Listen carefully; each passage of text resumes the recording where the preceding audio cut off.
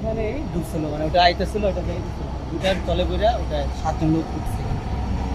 কখন ঘটনা? এটা হলো 7:40 আর কি জানেন?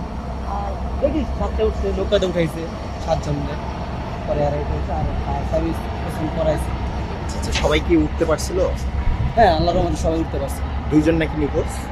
এটা সঠিক কইতে পারি না, তারপর হইতে পারে। 7 জন দেখছি আমরা।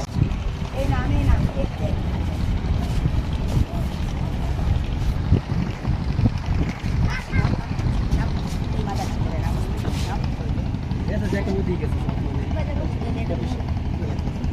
আয়না বাহুবলী